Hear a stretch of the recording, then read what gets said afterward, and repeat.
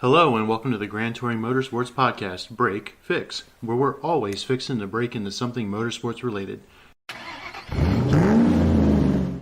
Growing up on a small family farm in northwestern Illinois, our guest started tinkering with machines at an early age and purchased his first motorcycle, a 50cc Honda Cub, by 12 years old, and his first car, a 59 Thunderbird, at age 15. He's played guitar and trumpet in a variety of rock, folk, and school bands. He continued his automotive interest and through the course of his college years owned a number of muscle and sports cars. He also kept up his music, playing in local coffee houses, and has opened for acts such as Charlie Daniels, Waylon Jennings, and Dr. Hook. Now, you might be saying to yourself, my goodness, we have a rock star in our presence. And in fact, you'd be right. We have the rock star of the classic car world with us tonight on Break Fix. That's right, Don. My Classic Car, hosted by the handlebar mustachioed Dennis Gage, premiered as a one-of-a-kind weekly series on TNN January of 1997 and hasn't been off the air since.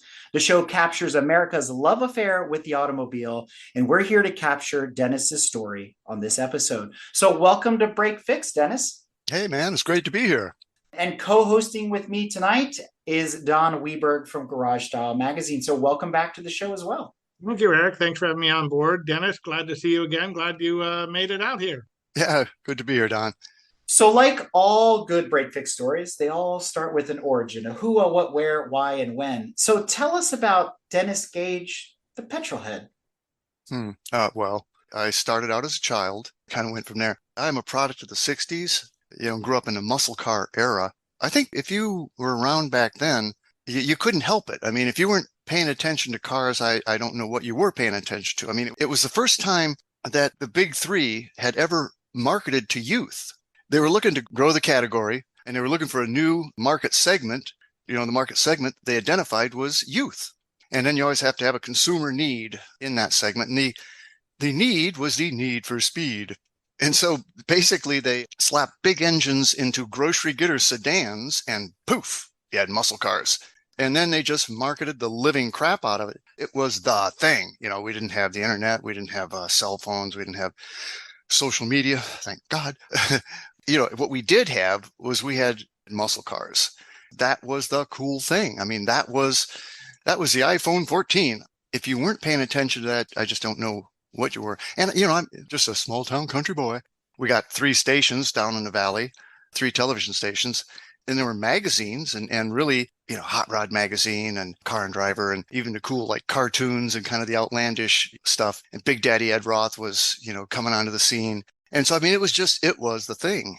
I couldn't escape it. So were you like a lot of our other guests where you're the black sheep of the family? You were the car kid. Your dad and mom could have cared less about cars and things like that. Or did you grow up in a car family? Both my mom and dad liked cars and liked fast cars. My dad was a Buick guy. And the first car I remember was a 50, I guess it was a 54. It had to be. I was always torn. Was it a 53 or was it a 54? But it was a 54 Buick Special and it had to be.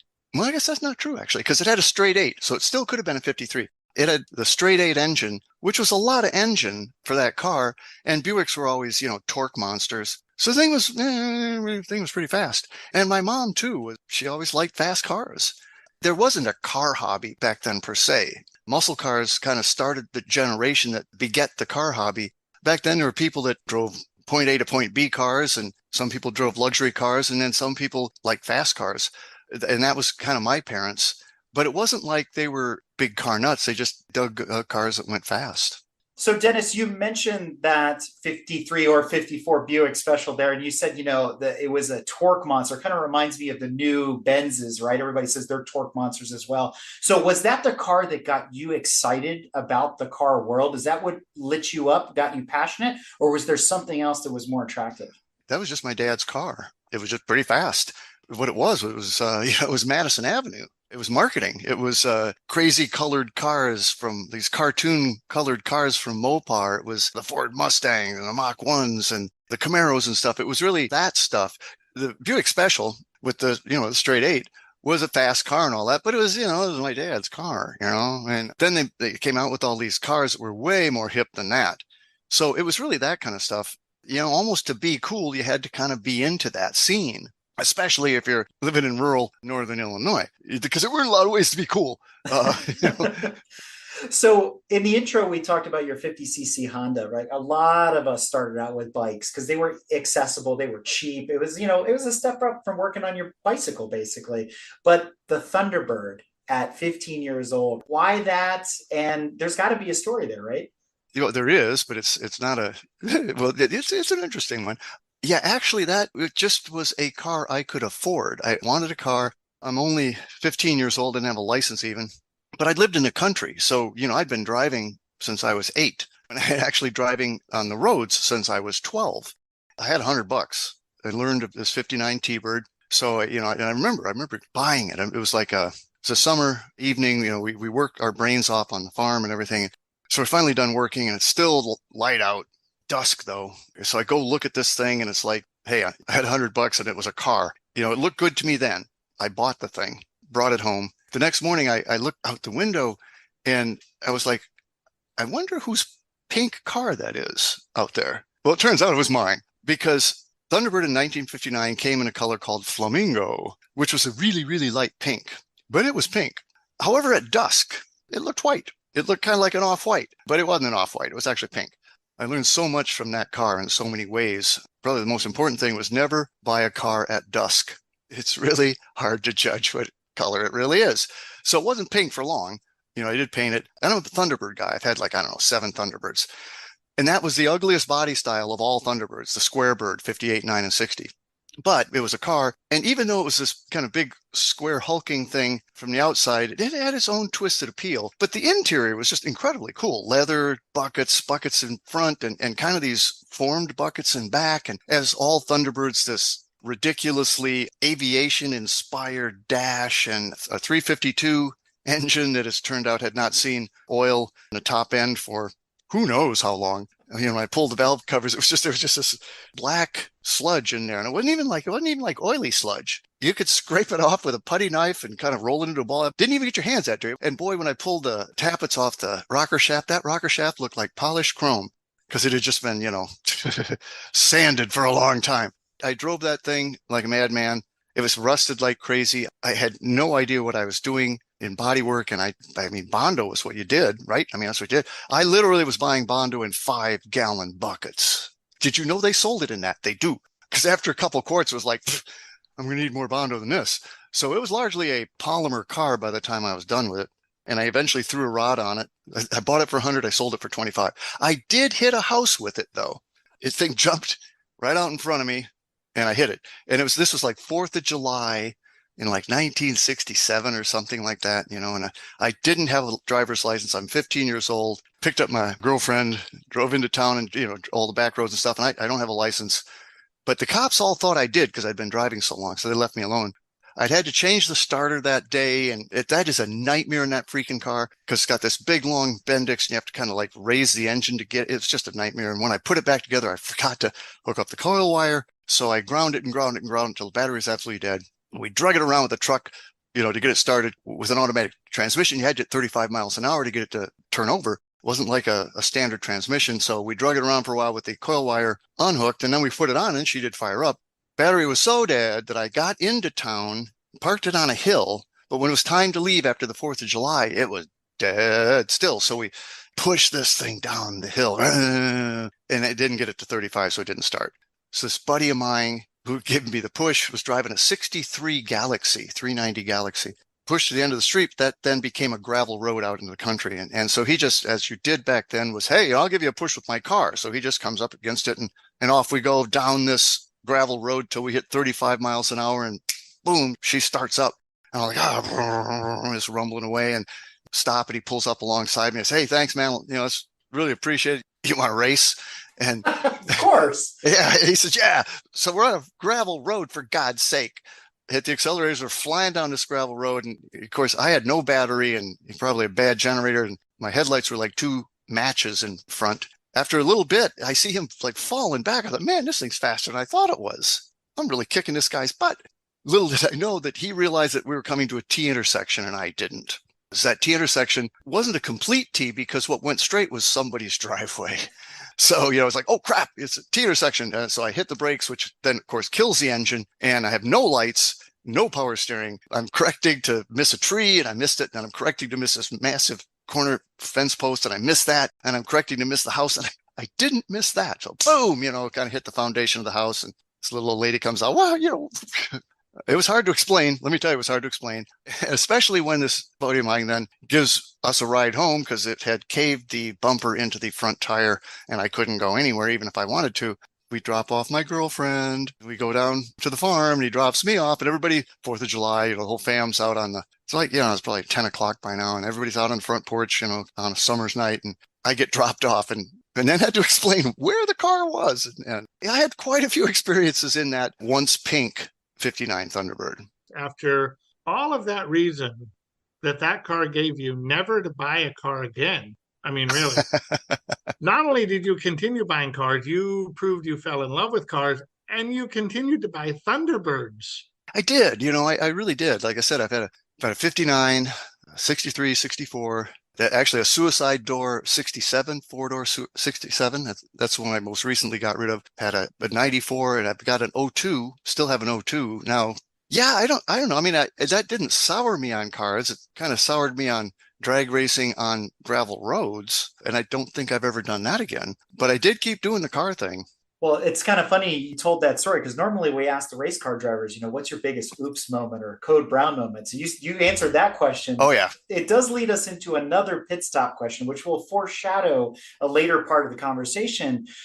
You've had the fortune of seeing so many cars in your automotive journey and being behind the wheel of so many cars. And I don't think people realize that about My Classic Car. Not only are you going to see cars, but you're also driving other people's cars on the show, which is fantastic. And some of the rides are epic, which brings us to one of our classic pit stop questions. Dennis, in your opinion, what's the most beautiful car of all time? It's the one with the 4 wheels and the internal combustion engine. I am just absolutely nuts for that one. I really am. Any particular color? Well, I kind of into green cars. It's sort of a theme on the show. It's pink. Not pink. No, not pink at all. It's weird. I am sort of a green car guy. And if you watch the show, I didn't even realize what a green car guy I was until I realized that in almost every ep, there's some green car.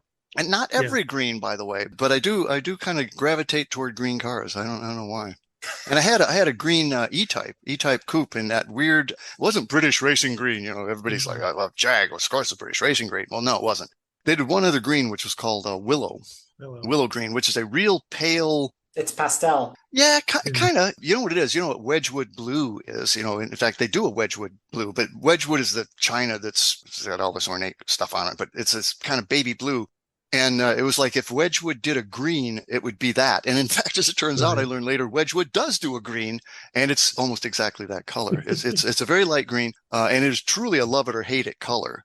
But I really dig it, and I think on the E-Type, it just looked great. So is the E-Type the sexiest car of all time? Oh, the E-Type's a great car. Well, to this day, it is rated as like one of the top 10 most beautiful cars by automotive designers. Of all time. Another one that's in there that I find interesting that I think is absolutely stunningly beautiful because I'm also a Studebaker guy. But the 53 Studebaker Starlight Coupe is another one of the most beautiful designs ever. It's called the Loewy Coupe, Raymond Loewy, but he didn't really design it. That was his studio. The guy that designed it was Bob Burke. It's just a gorgeous car. So European, so ahead of its time. So I think that's beautiful. E-Types are great. I don't know that Jag ever made a bad looking car. I'm not that nuts about the XJS. I'm coming around finally. But overall, I think Jags make beautiful cars. I got an XK8 coupe now. It's got E-Type DNA in it and it looks beautiful.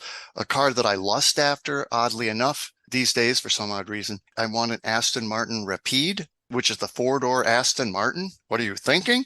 But I think that's just a great car. I can see your Aston Martin Rapide, and I can raise you that 1980s Aston Martin Lagonda. That thing gnaws at me. I want that car so bad. But I also love the 80s Quattroporte.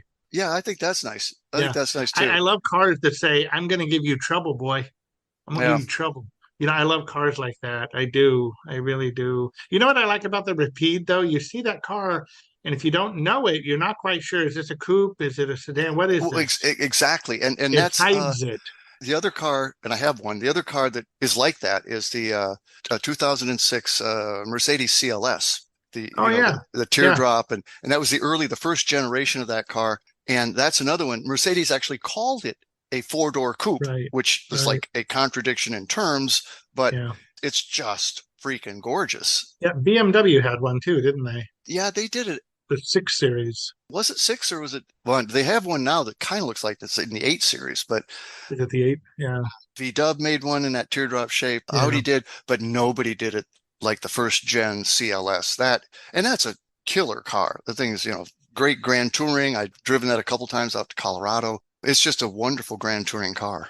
But the bottom line is, we've tried to get you to tell us what you think the most beautiful car of all times is. What are your thoughts on what is the ugliest car or the worst car of all times? Oh, that's the Yugo.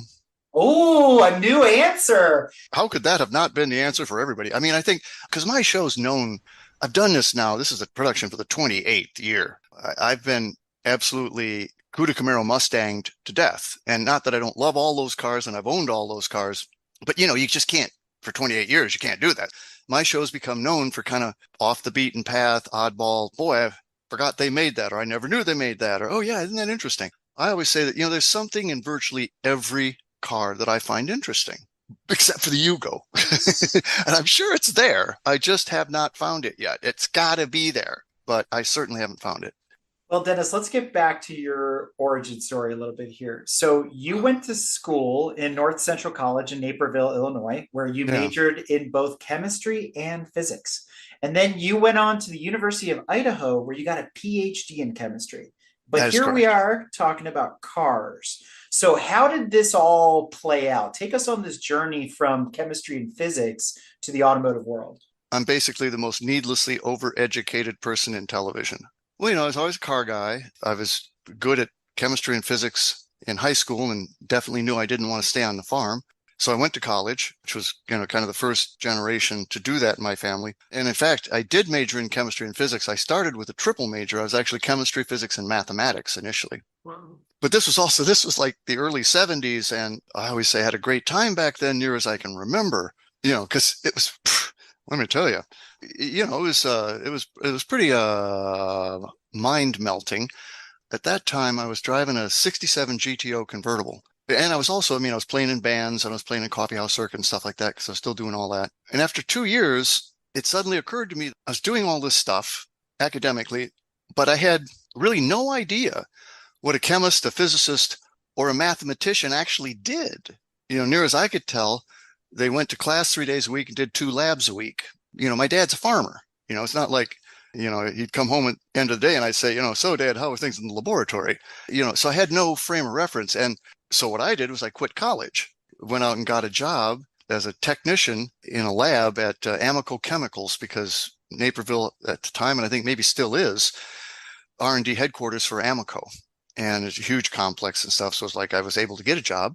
I hated it. I lasted 9 months and, realized that was not what I wanted to do. Not the chemistry part, but the technician part.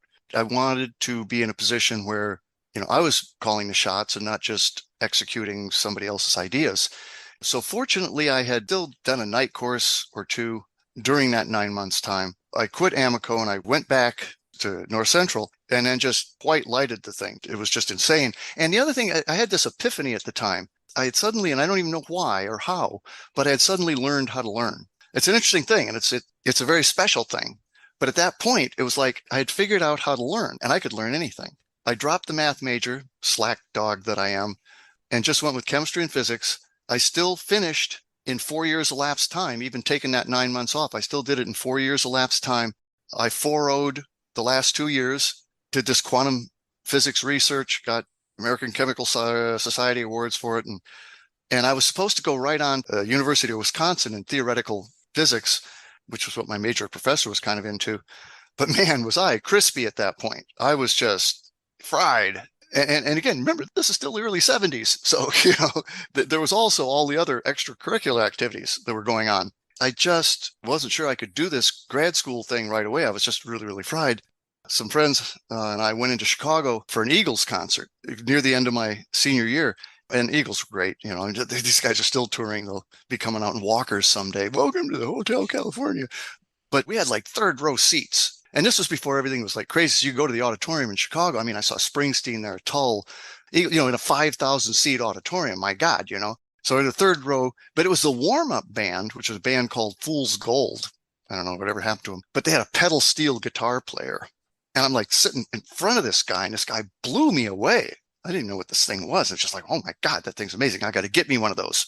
I did. I literally the next day went out and bought one, taught myself to play, and built a band around that, and decided I'm not going to go to grad school. I'm going to do this band thing. And my parents were so proud. But yeah, so that's what I did. We put a band together, and we were playing in the Chicago area. And these were people that I'd played with in college. And at that time, kind of that whole country rock thing was Eagles and these others were in. And so the pedal steel, which is a classic sit down slide country, your cheating heart type instrument, but it's also a great rock instrument. I mean, Jimmy Page plays pedal steel. Jerry Garcia plays pedal steel. I'm doing that, struggling at that, but I was in the right place at the right time, which is largely the story of my life. Picked up by another band that was opening for these bigger acts. And all of a sudden I'm, touring with this pretty cool band.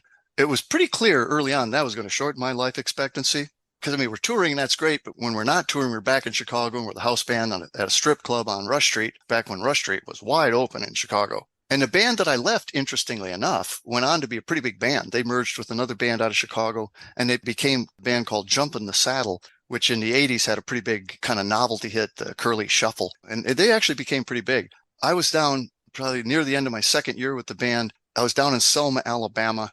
And I always say, I made the decision to go to graduate school staring down the barrel of a 45 in Selma, Alabama. And I said, I don't think I'm going to do this anymore. So I kind of went back to Chicago and said, I quit. And then, started looking at grad schools. I had gotten into outdooring and winter camping and cross-country skiing and stuff like that, and really loved the West and loved the mountains. And I chose my graduate school largely to be in the proximity of that kind of activity.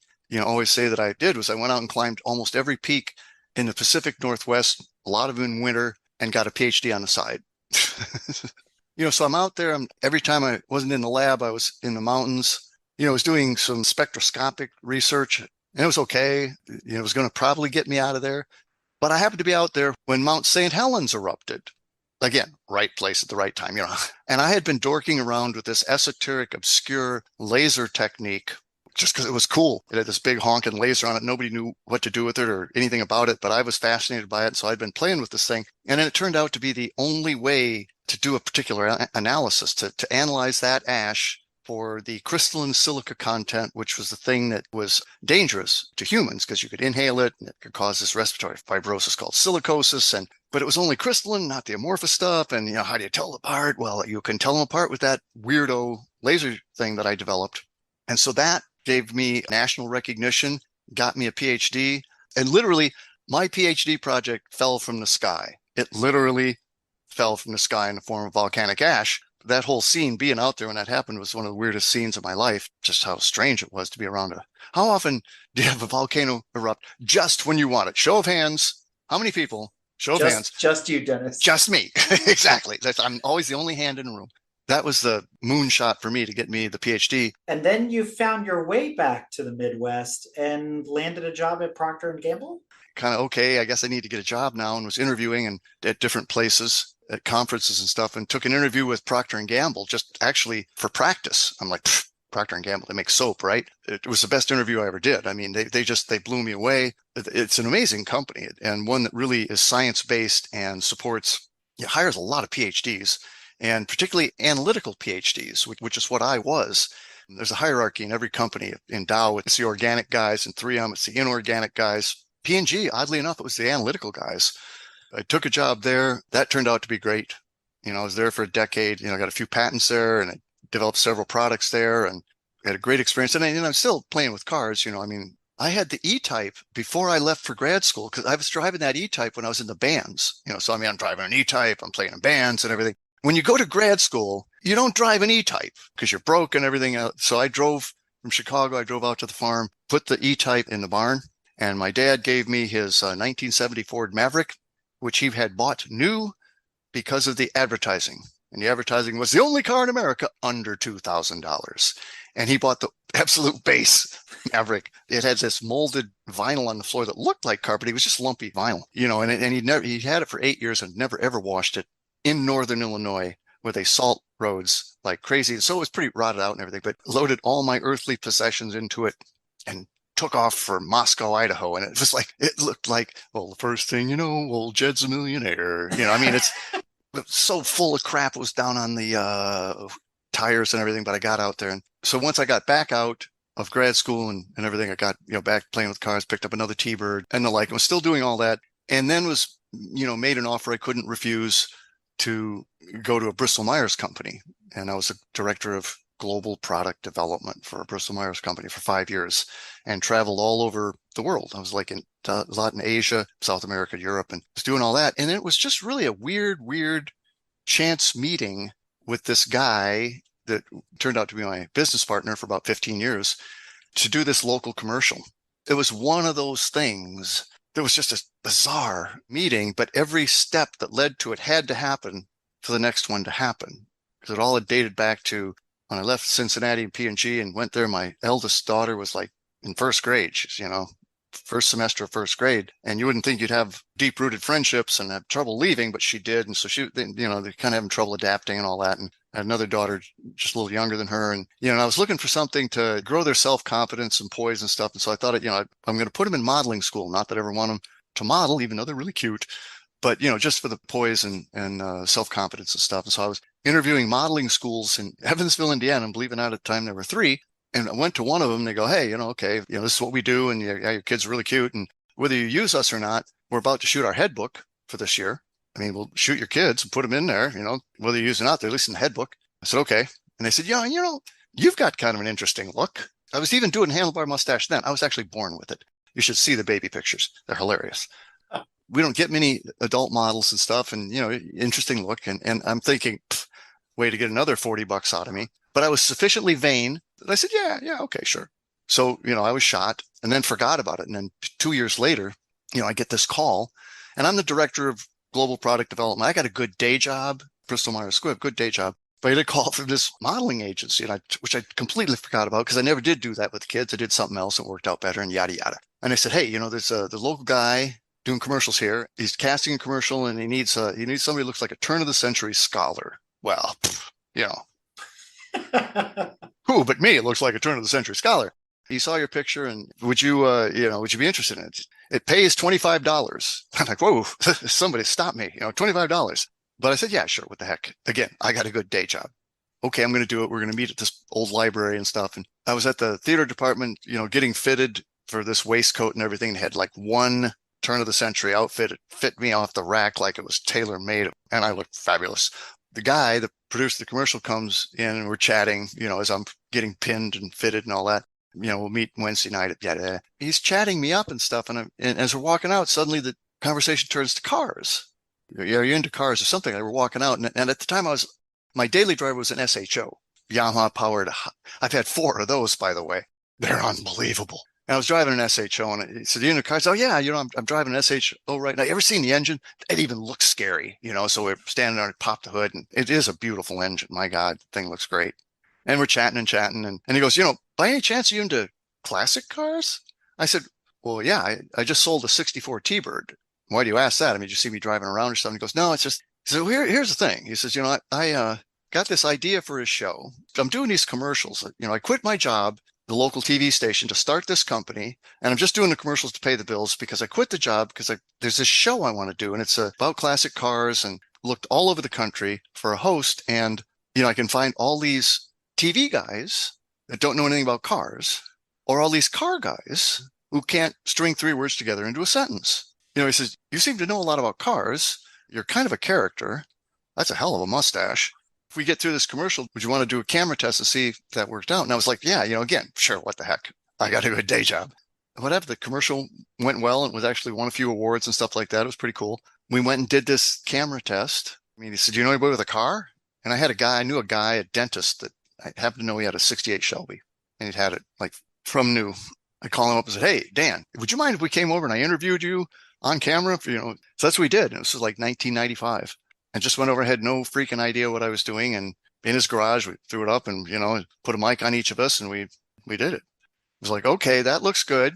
You want to try and do an episode? We'll put a pilot together. And yeah, sure, fine. And that's what we did. We did a couple local cars, and we went down to the Corvette Museum, which is Bowling Green, not far from us, Bowling Green, Kentucky, and put this thing together because he had connections in local TV stations and stuff. He got us an airtime.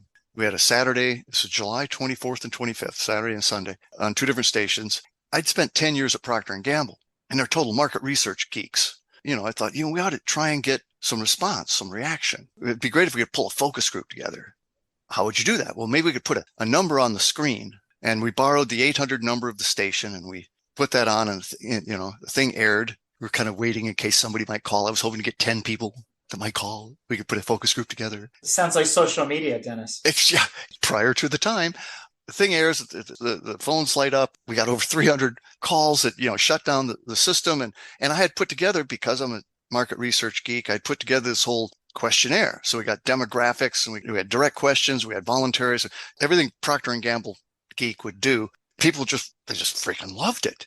And so it's like, and at a base of 300, you can actually do legitimate statistics. And by Procter & Gamble product development standards, this thing was a killer product. So it's like, wow, so we took that data and took that pilot, and we went down to Nashville, to TNN, the Nashville network, the network that started it all. To this day, TNN was 5 days a week. It was country music's MTV. And 2 days a week, Saturday and Sunday, it was hunting, fishing, and cars. And to this day, the reason we all watch hunting and fishing and cars on Saturday and Sunday is because that's what TNN taught us to do. And this was in the early days of cable, and they were like, that's interesting concept. I don't know who this Gage guy is, but we'll fund 2 more episodes. We'll do a 3-episode pilot and see how it goes. So we did that, and I'm still flying all over the world, and we whipped together 2 more of these, and then aired in January of '96, and wanted to get response again. But we didn't have an 800 number we could put on there. But we heard about this thing called the internet. And if you think back in 95, 96, in geological terms, this was the equivalent of when the Earth's crust was still cooling. When you think of the internet's development, it was equivalent to when the Earth's crust was still cooling. We actually had a website. We were actually online in December of 95 before we even aired, so that we would have a URL and we'd have an email address. We flashed that up on the screen. We got like 2,000 emails. It's like, holy cow, we're off to the races. Yay, that's great. That's great. TNN says, let's do a 3-year contract. Oh, 3-year contract. I dig that. Yeah, let's do a 3-year contract. But I still got this day job. Fine. Now we have to run off and produce a whole season of TV in between my regular work. And so we launch off, and we're going to get an SBA loan, small business loan, to do this because it's expensive. Yep. All we need is a signed contract. Okay, it's coming. So, all the paperwork's ready to go. All we need is a signed contract. We couldn't get it and couldn't get it. We still had to produce the shows. So we need money. And so what I did was actually second mortgaged my house to come up with that money to keep producing, because the contract's going to come. It's going to come. Yeah, no. Checks in the mail, they say. Yeah, sure. No problem. Bank won't give us the money till the contract does come. It finally came through late that year. And we came to learn that, in fact, there had been budgetary problems at TNN. All these commitments they'd made, they'd had to back out on. And when the budget axe swung, it cleaved off everything below the rung we were standing on. Wow. Yeah, because if it had gone one rung up, I would have had the most expensive home movies in the world and no home to watch them in. We got the contract. We were able to get the SBA loan. I paid my second mortgage back off. The show launched as a full weekly series in '97, and it just took off. I was fried again. It's kind of like back in the quantum physics days, because, man, I was flying all over the world. The only time I slept in 1996 was on an airplane, either going to Asia or going to California or going to, South America. And I'd be gone for 3 weeks in Asia, come home, change suitcase, wardrobe, character, and go shoot television. And then it was just really, really insane. And I couldn't keep going. And there'd been a lot of upper management strife at the company. And I'd had 3 different CEOs in 5 years. Fine with the first 2, but clashed swords with the third one. And I was sick of it. And I was in Bangkok, Thailand. And I said, screw this. I can't do this anymore. I quit. And I resigned in Bangkok, Thailand. Called my wife from Bangkok and said, by the way, honey, I quit my job. And she goes, oh, okay, well, that's good. That's nice. I didn't even know I was getting back to the U.S., but I did manage to get back to the U.S. And the guy that I resigned to said, look, I understand, but do the rest of this Asian swing, because I had to go to Indonesia and Japan and Philippines and someplace else. But I had to do all that. He's do that. And when you get back, if you still want to resign, I'll help you. I got back and I said, still want to resign.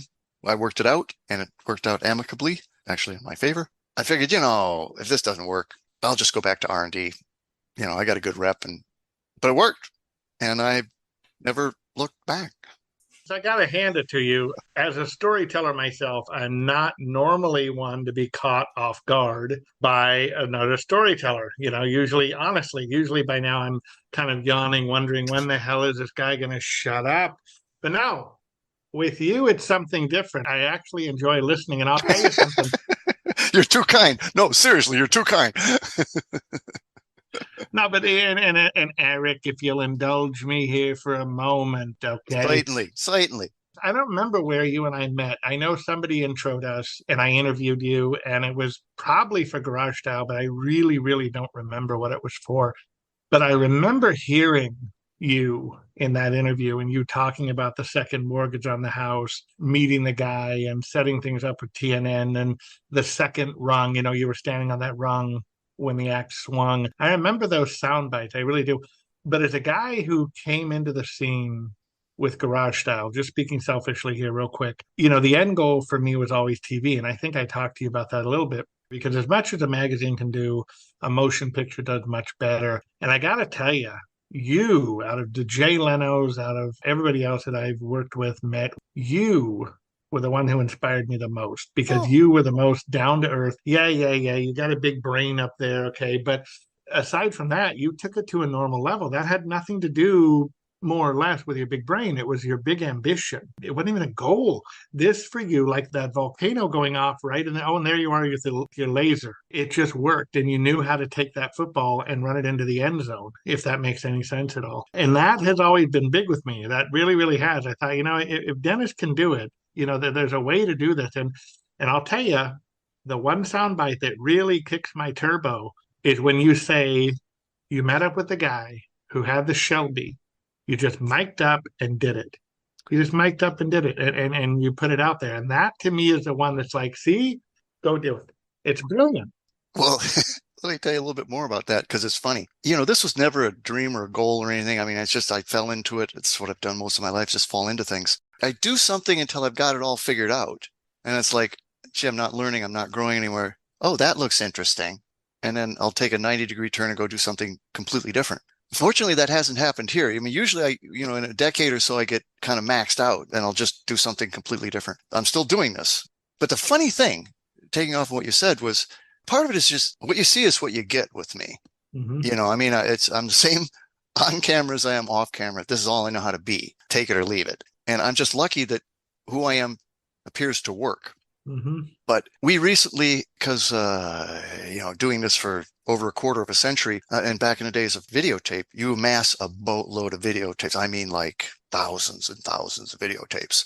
And you run out of storage, and that's not the technology today and everything. And so a couple of years ago, I spent a bunch of money and invested in technology that would allow us to digitize all that stuff. Now what took up 2 rooms, would fit in a briefcase, Mm-hmm. and it's all accessible and all this and that. But in doing that, I watched everything, because we also did these re-edits and, created this whole new thing. But in doing that, I basically rewatched everything we ever did, including going back to that camera test.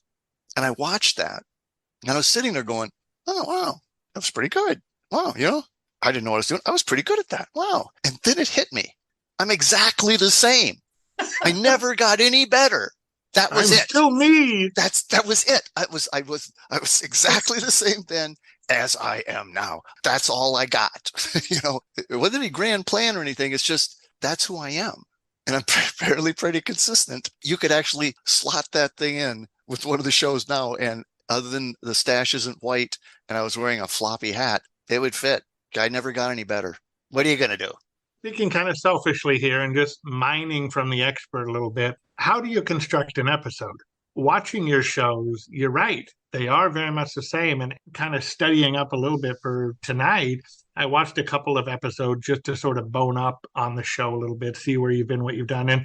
And you're right, it was one of those situations where you're watching it like, okay, this is the same show, fast forward to the next one. Okay, this is the same show. But I'll tell you something, there's an old publisher that I used to know, and he was terrific. He had a great saying, which is predictability is a wonderful quality. It's very comforting to an audience. Consistency. They love it. Oh, absolutely. Yeah, they really love it. And honestly, Don, I can take, and we do. I mean, I could literally take stuff from over a decade apart and we'll merge it into the same freaking episode. Mm-hmm. And you can't tell. I mean, because it is so consistent. Yeah. You know, to your point, but it's really the same thing. It is. And in fact, it hit me one day, this rather pithy way to put it. And I even have it on my wall. But it's my classic car. We do the same thing every time, and it's always different. Weird. That's it. We do the same thing every time, and it's always different. Weird. Because it is weird, but that is the truth. Mm-hmm. I mean, it's the same thing, but everything we do is different. And that's part of why, you know, again, if I was doing all Mustangs, you know, you can't be different very long. But I do such weird stuff. I do it the same way. You talked about consistency and predictability. The comment's been made. Somebody made the comment to me, and it's why this thing is so big. I pull primetime ratings on weekend mornings. I mean, I literally do. And when I was telling a new network we were dealing with that, you know, look, the show pulls primetime ratings on weekend morning. They were like, yeah, well, they were very polite. That's nice. That's nice. And then I'm on the network and go, damn, you pull primetime ratings on Saturday mornings. I can't believe it. But somebody made the comment, you know, the show's just easy to watch. Mm-hmm. It is. It's just easy to watch. I hate to say it's a guilty pleasure for me. And I often, to your point, I'm part of those primetime ratings on the weekends because I have it on in the garage while I'm turning wrenches. And the beauty part is because the show is so consistent, I don't necessarily have to watch. You're very descriptive. And so for me, it's like talk radio a lot of the time. So I can be under the car or I could be polishing the car and whatever. And it's just Dennis in my ear the entire time that I'm out there enjoying my Saturday morning. I'll tell you the other place it works, the converse of that, and I've just got this great camera guy. He's been on the road with me for 20 years. He started with the company as an unpaid intern in college. He's got a great eye. He's a great editor. He's a great shooter. He's a documentarian. He's so good. The other place this works, you can be under a car listening to it, or you can be in a bar and there's all this din and you can't hear a damn thing. You don't have to. It's still, because of the way the thing's done, you can watch that thing without the sound. And it works just about as well. It's just really, really weird. What it is, guys, I mean, it's lightning in a bottle. Sometimes you catch lightning in a bottle. I happen to. I know, Don, you talk about this is what I'd love to do. And you could be the best in the world. You can work your ass off and still not make it. It's just the fickle finger of fate, which like decided to point to me. And it was just lightning in a bottle. I'm just the luckiest guy on the planet. For you, it's not lightning in a bottle, though. It's that volcano that went off. That's what's in the bottle. Yes, it was. Yes, I was it was. thinking the same thing. Yeah. I mean, how do you put this together? Because, you know, I've been working with Eric. My daughter is doing the cinematography. She and Eric put together the first episode, I guess you could call it that. We mic'd up, we went out there and we did it. That was very much the formula of the Shelby episode. That was your first, you know, hey, let's try this. That was kind of what happened to us. We had an opportunity with RM Sotheby's. They had an auction coming up and we talked to them. And I said, you know, I want to get in that garage before you sell it. That collection looks mind blowing. And it was the Gene Ponder collection. So if you want to look that up online, they connect me with Gene Ponder. I tell my daughters driving out there, you're going to be running the camera and I'm going to be talking to Gene. Oh, okay. It was shocking to me, the confidence of no problem. Bam. You know, it's like talking to Eric about the internet. He can tell you everything about the internet. And I'm sitting there like, so the typewriter has a ribbon, man. That's kind of cool. So what would you tell not just me, but think of other clowns out there like us who want to put something together? The production value is high. And that's the other thing that's been great about the show. I mean, it's always been a high production value show. It looks good. There's a lot of the weekend morning shows that are pretty schlocky, and they're schlocky on a technical side. You know, you can have a polished turd too. Production value isn't going to do it alone. The other thing that makes my show work is that it really is just this everyman thing. And that's the way people look at it. I mean, they have a very personal relationship with me. You know, they're like, man, I bet Dennis would like my car. And you know what? If I met that individual with that car, I probably would. I mean, like I say, there's something in every car I can find fascinating. I'm an excitable boy. I'll give you a prime example of just that. And it was 2019, beginning of that season. You interviewed the gentleman, I think he was from the aerospace industry, who spent 9 years building the Pantera. And Oh, yeah. that came through crystal clear, especially you were driving it towards the end of the episode, and he just kept wanting to impress you. Check out the cool stuff I did, Dennis. And you're like, wait, you built this too? Yeah. You did this thing? And he just kept going and going. And so that comes through. And for me, that's very relatable as a wrench turner, as a racer as well, that it's like, yeah, I want to impress Dennis. I did something cool. Do you think it's neat? Yeah. The other thing is, I know a lot about cars now. But that's really because I have a near photographic memory, and I've learned from everybody I talk to. Nobody knows the stuff better than those cars. Not only do you have the photographic memory, you're also very curious. I've seen that in your shows. Your turbo is always spinning. There's no cutoff. It's more like a supercharger. You're constantly spinning. Question, question, question. The guy fires something. Oh, and I did this. Bam, you've got another question from him. I'm thinking, holy cow, how did he come up with these questions? Well, because I'm a curious guy. I mean, that's just it. I mean, that's why I was a scientist. I'm just inquisitive, you know. I mean, I just love learning. Part of it is that people, you know, that's the question I would like to ask. Or I hadn't thought of that question. What a great question, you know. I'm not making this stuff up. It's like, that's interesting, you know. How'd you do that? Oh, really? Well, then you did. You know, it's funny because even in my science days, I drove people, especially at Procter & Gamble, I drove them freaking nuts because Procter & Gamble's really, you know, it's A, then B, then C, then, you know, just really buttoned down, you know, is how you do things. You know, what's your experimental plan? You know, my experimental plan is always like go in a lab and do something. Just do something, do anything, and then see what happens. And then based on what happens, you go, well, then maybe what if I did this? It's really always been this question, and then based on the answer, it just creates more questions. I think a lot of people trying to make a show, and by God, I could get into this collection, or I could get into, you know, that collection, or, you know, this museum. And, you know, museums suck on TV. They just do. Why? Because it's static. It's sterile. It's great to go to. I mean, I love going to them. I mean, I'm like, oh God, look at that. Oh my God, you know, what about this? What about it's killer? But to walk through a museum on TV is like, you know. You know, we do 26 episodes a year, and nobody does 26 episodes a year anymore. I mean, back in the day, you did. Back in the day when, you know, TV had, you know, the fall season started, and then you had the summer reruns. 26 and 26 equals 52. Boom. Even in 26 episodes, I did at most one Concours d'Elegance per season. Why? Because I don't want to piss people off. I mean, I love Duesenbergs, but I'll never own one. So don't rub my nose in it. So it's back to this everyman thing. I can sprinkle that in, throw in a doozy every now and then, like Honda every now and then, but that's not the hobby. That's not attainable to the average person. Everybody wants to play. Everybody should get to play. That's my philosophy. And that's why people ask me at a show, you know, so will you be one of our judges? I'm like, no. First of all I'll do is make one person happy and piss a whole lot of people off.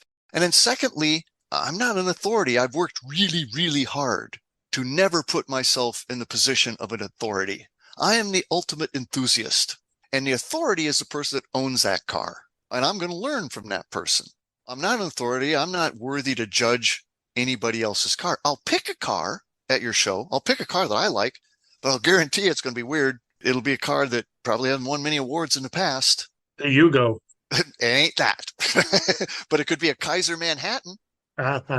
Speaking of that, you're picking those oddball cars, going to all these fantastic concours and locations, and to your point, constructing these almost random episodes in a way, but that speak to all of us in a common way. It makes me wonder, what are some of your best memories over the last 28 years of doing the show? What are some of the things that really stand out? Some of those episodes we should go back and rewatch. You know, I mean, it's all been great. This whole thing allowed me to get to know Jay Leno. I mean, Jay's been a great friend to me and a great friend to the show. Jay Leno's Garage is this big deal now, but there wasn't one. I mean, Jay Leno started his automotive television career with me on my show. And it was great. It was like, this was a few years ago, and it was a Wall Street Journal weekend style section and full page thing. Jay, you know, what are you doing on retirement now? Well, you know, it's Jay Leno's Garage. And in this Wall Street Journal article, he gives me a shout out. So, you know, I was doing in the early 2000s, I was doing this stuff, My Classic Car with Dennis Gage. That's what they printed. My Classic Car with Dennis Gage.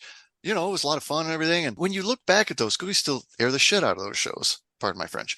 But when you look at those shows, what you see, there's just genuine joy and this innocence. Even then he was Jay Leno, but it was like, there's just this innocence and this joy because he so loves this stuff. He's so real and he's so into this, but he didn't have an outlet for it. I remember the episode where you went to visit him and he was telling you about the custom built Chrysler that he developed. Yeah, no, not that one. It was the one built with the tank motor that was gasoline. And if you had turned that episode into a drinking game, every time he turned to you and said, "Do you know that this is air cooled?" I mean, you would have just been wasted.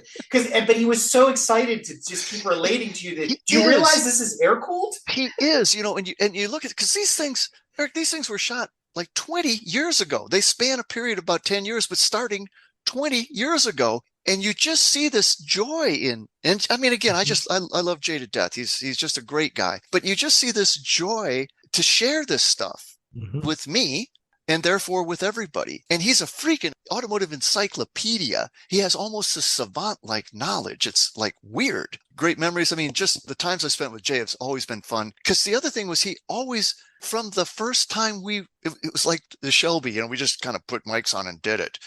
But it wasn't like, oh my God, he's Jay Leno or something. Because, oh my God, he was Jay Leno.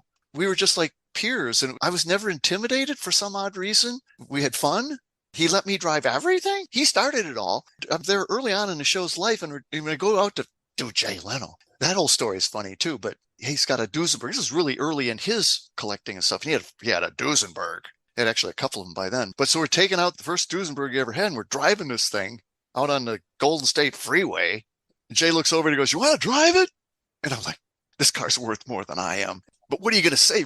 Yeah. In my heart and mind, I'm like, please, God, no. Yeah, well, yeah. We pull over and Leno gives me his freaking Duesenberg, which I'm grinding the gears on because they've got these truck transmissions and, the trans on those things are terrible. I'm on the Golden State Freeway with a Duesenberg. So it's like, from that point on, it's like, well, Leno lets me drive his stuff. So everybody, it just became this thing. And everybody, it's not like I have to cajole people into, we kind of kid on camera, "Oh, can I please drive it?" But it's, it's a foregone conclusion. I'm going to drive it. Honestly, I think that's another thing about the show. It'd be one thing if I'm interviewing somebody as they're driving a car, but yeah, and everybody's living vicariously through me. I'm not just talking to this cat about how great his car is and he's telling me how great it drives. He's letting me drive it. And so I'm driving this, and therefore all my viewers are driving it. They're like, "Oh my God, this is so great." And Jay started all that, actually. So those are great memories.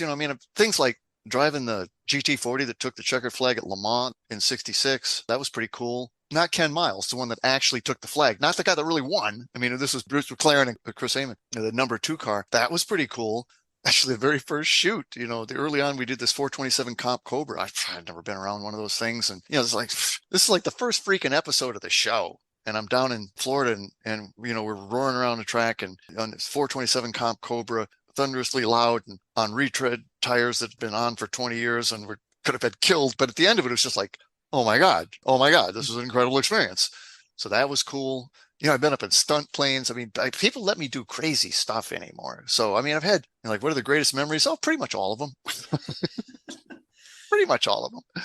So let's bring the conversation a little bit more forward, because you're involved in things outside of My Classic Car as well. You were inducted into SEMA, the Specialty Equipment Market Association Hall of Fame in 2015. Congratulations. Yeah, well, I was. And you serve on the board of directors as well, and obviously in a number of academic and industry advisory positions and things like that. So I wanted to broach a couple of topics with you. So am I Dr. Gage now? Am I now Dr. Gage? If you would like to be, yes. There's a couple things that I think are important to the younger collectors. We talk a lot on this show. Don's been on a few episodes where we talk about the first-time collector. Some of the market is saturated. Like you said, I'm done seeing all these Camaros and Cudas and whatever. Where's the oddball car that sets me apart at the next Cars and Coffee? So there's a couple things I want to bring up, and those are preservation of right to repair, preservation of classics and hot rods, and your thoughts on what we call the evolution, right? The EVs that are coming on board. I've been in SEMA for over 20 years. I spent, I think, 6 years on the select committee of the ARMO, Automotive Restoration Market Organization sub-council. And then I was 7 years on the board of directors, kind of been through it all with them. I think, I think right to repair is important. It's getting to the point where you can have the right to do it, And that isn't going to matter because it's just so freaking complicated that, unless you've got $100,000 analyzer, it's still going to be tough. And I think we've won this, and I think we'll continue to win it. Hell, right to repair is an issue with iPhones. It's not just automotive. You can't work on an iPhone. Well, that's already been kind of fixed. So I think that'll always be the case. And SEMA is an important part of that. I mean, they're there to kind of keep an eye on regulation. I believe in regulation, actually. I don't believe in over-regulation, but I believe in sensible regulation. There's a lot of good in regulation, but sometimes regulations will be crafted without full understanding of the ramifications. That happens all the time. The unintended consequences. A regulation can be crafted and it can bar right to repair, and you don't really realize the unintended consequences. And if you can point those out to your legislative officials in a professional and respectful manner, you can usually get things done. And we've succeeded in that in SEMA. And Mercedes is actually one of the worst because their stuff is so weird. And hell, a lot of mechanics, even if they have the right to do it, won't touch a Mercedes. Like every time I work on a Mercedes, it costs me more than I make. Even my CLS goes to the dealership. I got some great mechanics. I'm not even going to burden them with a Mercedes. Just take it to the dealership, does a great job. The option and the ability to repair something should always be available. I do believe that it's going to become moot at some point. For God's sake, my O2 T-Bird has 27 computers on it. Mm-hmm. Count them, 27. It's ridiculous. Unless you've got almost dealership level gear, there's only so much you can do. Yeah, you can swap out parts, and I think, that's fine. But at some point, even if you have the right to it, you still have to have the equipment. That's going to be, I think, the problem. For the collector car side of it, I mean, first of all, it's not even an issue. That wasn't an issue when it came around, and nobody's going to try and bar you from fixing a 69 Camaro. And that's the type of thing that you can fix. I mean, it's all nuts and bolts and a voltmeter, and by God, you can probably fix it. Well, I think the thing that people are scared of, though, is forced obsolescence, right? There's lots of planned obsolescence in the digital world, but with respect to the ICE power plants, people are scared now. What's going to happen with fuel? You see the rise in cost, the EV revolution, which we're going to talk about here in a second, things like that. So they're like, what do I do with my classic car? I've heard people say before, classic cars and even motorsports will become very equestrian. A lot of hand-wringing about being regulated out of existence and stuff like that, and it's just not going to happen. And, God, kids aren't getting into the hobby, this is a SEMA thing, what do we do? We need to, we got to come up with programs to get kids into the hobby and stuff. And man, you don't educate people into this. This is a passion. It's the lead a horse to water, you can't make them drink thing. The best way to get young people into the hobby? It's make it look like fun. That's what I do. And I'll tell you, this is going to get me in trouble. I'll do it anyway. But I think street rodding is in the biggest trouble because that is the most clannish part of the hobby. These people are really set in their ways. If you ain't one of us, you ain't one of us. They're not real welcoming. And so what fun is that? Yeah. I mean, you've got a bunch of graybeards, sitting around and talking about their 36 or their 32 or 350 in it, and which they all have. So somebody comes up and says, hey, and it asks a dumb question. People ask dumb questions. That's okay. And I've seen it happen many times. These people just like, wow, Mm-hmm. Yeah, you talk about planned obsolescence. Well, that's maybe unplanned obsolescence, but that's going toward the obsolete. So I think that's a problem. I think you got to make this look like fun. And when you do, people flock to it. I mean, hell, this is not off topic. It may seem like it, but I mean, the car hobby 28 years ago wasn't what it is now. If you weren't in it, you probably didn't even know it existed. But TV, and in particular my show, if I do say so myself, brought this to a much wider general population audience. You go to a car show now, well, pandemic aside, it's packed. There's young couples with kids in strollers. You never saw that 25 years ago. It was, a bunch of gearheads that got together in this real insular, fraternal, almost cabal-esque way. I used to joke that it was a gathering of antisocial people pretending to be social. Yeah, it really was. And now car shows are these big parties, and families and everybody's having a good time. And I'm not too worried about it going away. I'm also not worried about these special interest vehicles going away. Are these going to be the things that, are everywhere on the road? No way. Can you still buy gas? Yeah. Hell, you can still buy turbo blue. You can still buy 105 octane. You can still buy leaded fuel in special situations for special vehicles and stuff like that. That's what it's going to become. But who's daily driving these things anyway? Nobody. How many gallons of gas does somebody go through in their 56 Lincoln in a year? I can tell you, I had one. Probably about 4 tanks. Not a whole lot. Not a whole lot. Maybe I'm wrong. but I'm not that worried about it. Yeah, it's like a steam car. Leno's got plenty of them. He plays with them. You don't see them tooling around much. They don't get used much. They didn't go anywhere. They're still there. All of our cars, all these special interest cars that survive are still going to be there. And all these young kids that are only into their cell phones, they're only going to be young for a while. And part of the reason they're not into cars right now, or the car hobby, is because it's so freaking expensive. It's now gotten to the point where it's almost out of the realm of the actual hobbyist. This happened in the 80s too. The prices got so stupidly high that people that didn't even care about cars were just buying these things as investments. It's like Picasso's, But then the market crashed and these guys lost their ass. And the cars suddenly came back into the market, into the hands of hobbyists. We're kind of in that same thing now. The prices are stupid. They're unsustainable. They're stupid. But young people don't have any money. We never did. Hot rodders did what they did, started the thing because they didn't have any money. So they pulled the car out of the junkyard. They found an engine that worked. They slapped it in there and, hey, I got me a car, Well, then kind of the muscle cars, they came from the factory, but they really weren't expensive. You could scrape your money together and buy one. Try and buy a 69 Camaro now as a kid. Forget it. But these kids are going to not be kids forever. They get older. They have money. And then suddenly these cars, which will still be there, look pretty damn cool. And so guess what? They're going to buy them. I'm not that worried about the hobby. It is going to change. It's got to change. Internal combustion is on its way out as a general mode of propulsion. There ain't nothing wrong with that. EV, electric cars, yeah, it's the thing of the near future. Beyond that, I still think it's really a stepping stone because I think hydrogen is beyond that. Hybrids, for Christ's sake, McLaren makes a hybrid. Leno's got one. It's a badass car. EV cars will kick the ass of any muscle car ever made. They're faster. They've got almost limitless torque. Yeah, they don't make a lot of noise. So if you really want to, open headers, you're going to have recording. It's like probably the steam aficionados, doggone those internal combustion cars, internal combustion, actually the automatic starter, obsoleted steam. Electric/hybrid will obsolete straight internal combustion. And then I think ultimately hydrogen will obsolete that. It's technological evolution. That's what happens. You mentioned earlier, you kind of stumble backwards into things. So you stumbled backwards into another question, which I think is underlying here and very important. So going back to the hot rods and the classics for a moment, I want to get your opinion on these over stylized, over redone vehicles, right? I've heard people say before, I like them a little bit more original, right? I want to see a little bit of orange peel. I want to see a little imperfection in the chrome. I don't want them to look better than they did when they were new when it comes to the restorations. But on the flip side, there's also the folks that are going out over their skis and going, you know what? I can put a Tesla in an old Aston Martin DB5, or I can do this and I can do this kind of swap and make these compromises between keeping your cool old hot rod and then making it modernized. And some people have used the word abomination around that. I wanted to get your take on that because I think they do go hand in hand in terms of how people are approaching the hobby today. Hey, everybody gets to play. That's fair. I mean, that's just it. That's just my philosophy. Everybody gets to play. It's your car.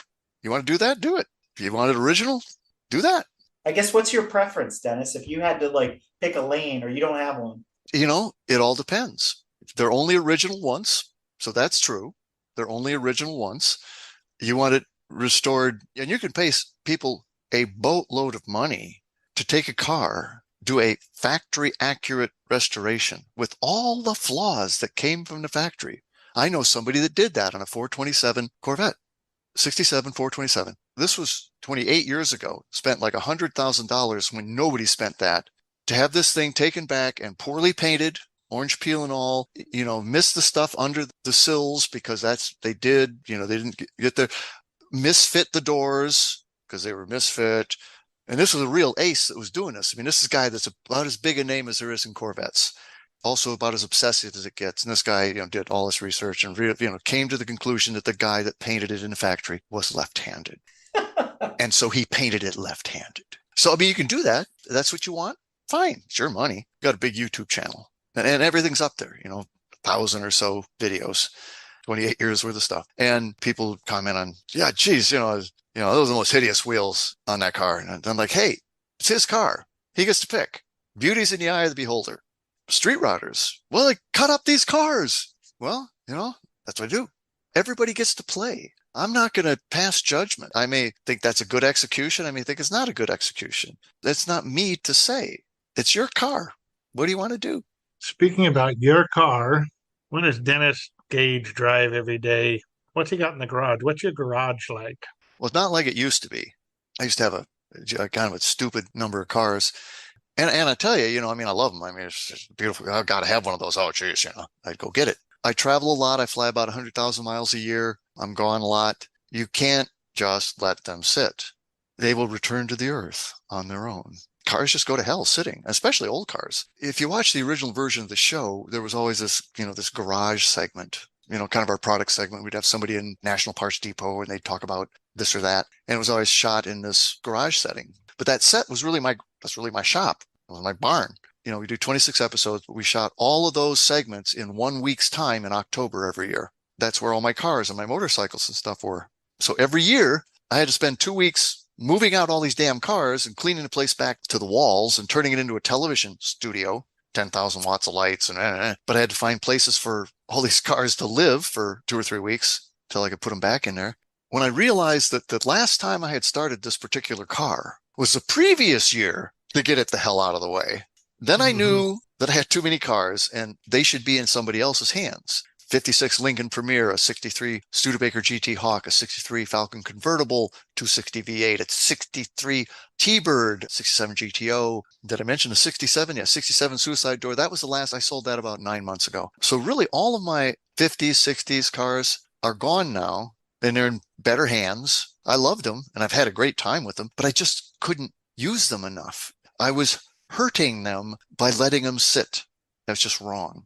Automotively, I've turned my attention really more to, and it's not like I don't collect. I have a grouping, but I don't have a collection. It's to what I consider future classics. Like I said, I got the 99 XK8 Coupe. That is a stunningly beautiful car, E-Type-esque, beautiful. The '06 CLS Mercedes, beautiful car, will never be matched. Daily driver, what I just drove this afternoon was a 91 Lincoln Mark 7 Banker's hot rod. That thing was so far ahead of its time, it was ridiculous. Air suspension and computers doing all sorts of stupid things and keypad entry. But I love that car. It's a 60,000 mile car. My Jag's got 30,000. My Mercedes has got, 60. These are all low mileage. The '02 T-Bird, I think that's future classic in its own twisted way. That's only got about 20,000 on it. Do still have a 76 F-150 4x4 beater done completely in bedliner, everything but the windshield and the headlights, just because it's my work truck. It's just this animal. I got my wife a 2017 Lincoln MKZ twin turbo 3-liter all-wheel drive, 425 horsepower monster, very reminiscent of my SHOs. The thing's just stupidly fast, powerful, quick. And I'm like, why did I get you this car? What? I got another Lincoln. I got a MKT. I like Lincolns. But that's, really, and honestly, I probably do more with motorcycles now than I do with cars. I got 8 motorcycles, mostly BMWs. I did a motorcycle series, TV series, where we rode through Europe and I rode with my son. And it was an awesome series, tripping on 2 wheels. And I also produced Corbin's Ride On, which was sort of conceptually, it was kind of like a motorcycle version of my classic car, kind of, but it was still its own thing. And that was a 5-year run on speed. But, the thing about motorcycles is you get more for your money. They take up less space. If they're Beamers, they never break. They're easy to work on. And if it's a nice day, honestly, I'd rather be on a bike than anything else. And everybody's cars were always nicer than mine. Why do I need these cars? I do the show and I get to drive all these other great cars, and they're way nicer than anything I ever owned. My 63 T-Bird, perfect example. And this is also my philosophy. My cars were all 20-footers. From 20 feet away, they look pretty good, but you don't want to get much closer. I was out in a 63 T-Bird and I was at this roadhouse out in the country and I just stopped by for a beer and pull up and get out of the car and was walking in and this guy that I know goes, you could use a paint job on that car. And I said, well, yeah, but if I put a paint job on it, then I have to worry about where I parked it. And I walked into the bar. I love it. And that's the thing about over restoring them. Then they're not fun anymore. Or, having this, gee, boy, if I had a real comp Cobra 427 comp Hemi Cuda, hell, you'd never drive the thing. You'd be nuts to drive it. I don't want that. So speaking of things that you want, Aston Martin Rapide. That's on the bucket list? Oh, yeah. It is stupid. I don't know why I want one of those. I was really hot for a Bentley Continental GT. Until you realize it's an Audi A8. No, never mind. I'm just not kidding. the other ones. I mean, because I'm looking at, because, they still got to be down in the realm of affordability. So they've got to be, like 05s, or even with the Rapide, they're like, which came out in 11. I'm looking at the 2011s, with the Bentley Continental. It's like, everything I've heard is you better have two of them, because one's always going to be in the shop. And that ain't a cheap shop visit either. I'm over the Bentley Continental GT, but I think an Aston Martin Rapide would be cool to have. That is a much more reliable and much cheaper to repair too. Yeah, Oh you yeah, go ahead and get right. that car. Yeah, for sure. Yeah. Yeah, I was talking to my brother. He's into cars. He's got a Mercedes, two Mercedes, I think a Porsche. He had a Jag, and we were talking about some of the new Maseratis that come out. And I said, those things catch my eye. I think there's some pretty good looking Maseratis that are out. He had mentioned that, and I said, yeah, but Maserati is a car that makes Jags look reliable. That should tell you something. So with that, Dennis, as we close out here, any shout outs, promotions, or anything else you'd like to share that we didn't cover thus far? Man, if we didn't cover it, it must not exist, because this was like a marathon. No, I mean, the show refuses to die. We're still doing it. I was just shooting in Jersey last weekend. Those are some fun people. How you doing? No, how you doing? Are you doing okay? Yeah, I'm doing fine. So, we're still doing the show. Motor Trend, MAV TV, it streams on Pluto and just about everywhere else, and big YouTube channel, and it's fun. I think everybody should watch it. I'm just going to keep living the dream. With over 25 years on air, My Classic Car is one of the longest running shows of its kind in television history. And Dennis Gage has become an icon of the specialty vehicle and collector car hobbies. In the course of creating over 500 episodes, Dennis has traveled the world and has gotten to meet and hang out with some pretty interesting people. You can learn more about Dennis at My Classic Car by visiting www.myclassiccar.com or following him on social at My Classic Car. Dennis is also available for personal appearances and speaking engagements. If you'd like to have Dennis at your event, send your inquiry to madstache1@gmail.com. That's madstache1@gmail.com. Dennis, I can't thank you enough for coming on the show. Honestly, this has been an absolute education. And, many people are familiar with the show. For some of us, myself included, it's always existed. There's never been a time without My Classic Car. And I can't wait to see where it continues to go. And like you said, you're keeping it fun for all of us week after week. You're bringing the classic car world and the hobby to each one of us in our homes and in our garages. And again, I can't thank you enough for doing that for us. I appreciate that, man. No, the nicest thing that was ever said to me about the show was I was out to dinner with my wife once, and a guy comes up to me and he says, I hate to interrupt your dinner, but I got to tell you, I love your show. I said, well, thanks, appreciate that. He goes, no, I mean, really, it's the only show that my dad and my 5-year-old son and I sit down and watch together. And I said, wow, I really do appreciate that. Interrupt me anytime with something like that. But that to me was the coolest thing that was ever said to me. It's the greatest gig in the world. It beats working for a living. If you like what you've heard and want to learn more about GTM, be sure to check us out on www.gtmotorsports.org. You can also find us on Instagram at Grand Touring Motorsports. Also, if you want to get involved or have suggestions for future shows, you can call or text us at 202-630-1770 or send us an email at crewchief@gtmotorsports.org. We'd love to hear from you. Hey everybody, Crew Chief Eric here. We really hope you enjoyed this episode of Break Fix, and we wanted to remind you that GTM remains a no annual fees organization. And our goal is to continue to bring you quality episodes like this one at no charge.